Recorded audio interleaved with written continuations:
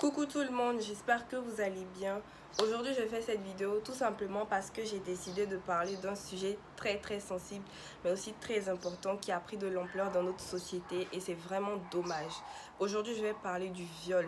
C'est vraiment quelque chose qui détruit des vies, qui ruine des vies et j'ai décidé d'en parler tout simplement parce que récemment je suis tombée sur plusieurs publications où on parlait du viol, tu vois des personnes ensanglantées, tu vois des témoignages de personnes qui ont été violées et ça m'a vraiment motivée à faire cette vidéo tout simplement parce que je trouve qu'il faut en parler et dans cette vidéo ce que je vais faire c'est que je vais dire ce que je pense de tout ça et aussi je vais donner des solutions à certaines personnes qui sont victimes de viol pour pouvoir se défendre et je vais également donner des solutions à certaines personnes qui ne sont pas victimes de viol afin d'aider en fait ces personnes qui sont victimes de viol.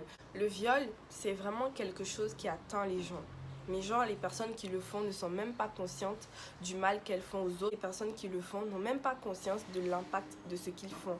Genre, ils se disent que nous, on a envie de plaisir, on a envie de s'amuser, donc on le fait et puis basta. Ils s'en rendent même pas compte de ce que les gens peuvent ressentir, de la douleur que les gens à qui ils font ça peuvent ressentir et même la douleur des proches de ces gens-là ou l'impact que ça peut avoir en fait sur la vie d'une personne. Ça peut bousiller une personne, ça peut détruire sa vie. Vous pouvez empêcher à cette personne d'avoir des enfants plus tard ou peut-être elles le sont très bien mais comme leur soif d'envie, de plaisir est plus forte que toute autre chose, même que la vie humaine. Oui, je dis ça parce que il y a certaines personnes qui ont perdu la vie d'un viol.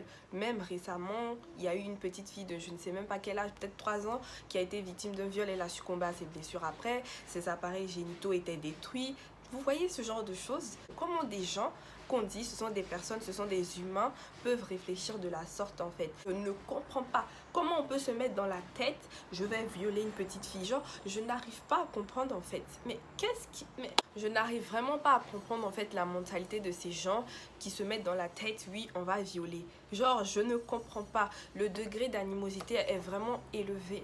Si vous ne craignez pas les hommes, au moins craignez Dieu, ayez un peu sa crainte. Parce que je ne pense pas que quelqu'un qui a la crainte de Dieu peut se dire oui, je vais aller violer les gens. Pourquoi? Juste pour une soif de plaisir. Ta soif de plaisir là, c'est plus important que la vie de quelqu'un, que la dignité de quelqu'un. Et le pire dans tout ça, non vraiment, c'est qu'il y a des gens qui prennent ça pour rigoler.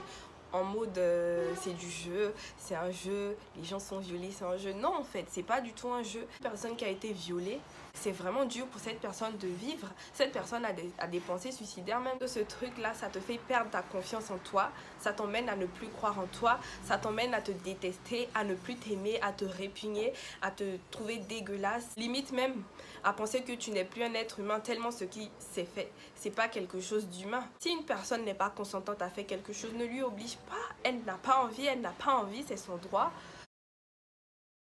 La première solution à laquelle je pense, c'est de vraiment prier pour les gens. Prier pour nos familles, prier pour des inconnus, prier pour toutes ces personnes qui ont été victimes de viol, pour que Dieu en fait puisse les aider à surmonter cette épreuve, ou si ces personnes sont mortes, que Dieu puisse les accueillir dans le royaume en paix. Donc voilà, la première chose que je pense, c'est la prière. Ensuite, la deuxième solution qui me vient en tête, c'est que les parents redoublent en fait l'éducation qu'ils donnent aux enfants ou soit qu'ils les éduquent parce qu'il y a certains parents qui n'éduquent pas leurs enfants. Motiver les parents à éduquer davantage leurs enfants parce qu'un enfant qui a reçu une bonne éducation n'aura pas l'audace d'aller violer. Quelqu'un peut violer tout simplement parce qu'on a violé ce qui lui appartient. C'est pourquoi également il faut faire des campagnes de sensibilisation, que ce soit dans les écoles, dans les orphelinats, dans les coins où il y a les vrais nouchis là même, donc pour que les gens comprennent.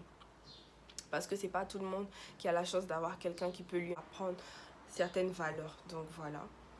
La troisième chose qui me vient en tête, c'est comment ces personnes victimes de viol peuvent se défendre. En fait, le truc, c'est qu'on peut faire des cours d'autodéfense. Ça simule en fait un viol avec des poupées ou des mannequins, tout ce que vous voulez.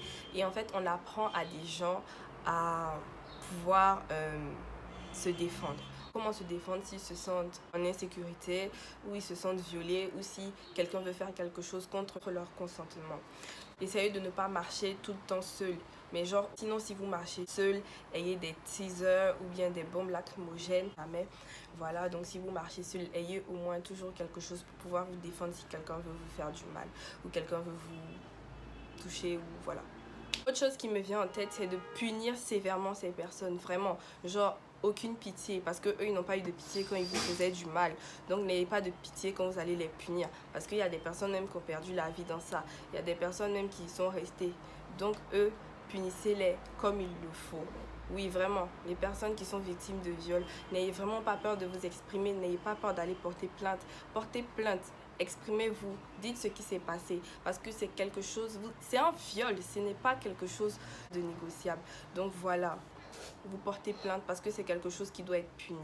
Voilà. La dernière chose qui me vient en tête qu'on peut faire, en fait, c'est le fait de créer un centre ou des centres en fait pour aider ces personnes qui ont déjà été victimes de viol et que ce soit un homme ou une femme ou peu importe son sexe, que ces personnes-là puissent se retrouver guérir mentalement, tant psychologiquement que mentalement, que spirituellement, que tout ce que vous voulez.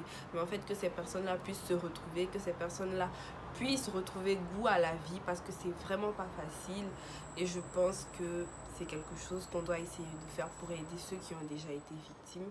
Parce qu'on ne peut pas effacer ce que les gens leur ont fait, mais on peut au moins les aider à avancer, à oublier, on va dire, entre guillemets. Donc voilà. En tout cas les gens, j'espère que vous avez aimé ma vidéo et j'espère que cette vidéo va pouvoir apporter de l'aide à certaines personnes et pouvoir changer certaines choses concernant le viol. J'espère que ça va diminuer, même si je sais que ça ne peut pas finir un coup, j'espère du moins que ça va diminuer.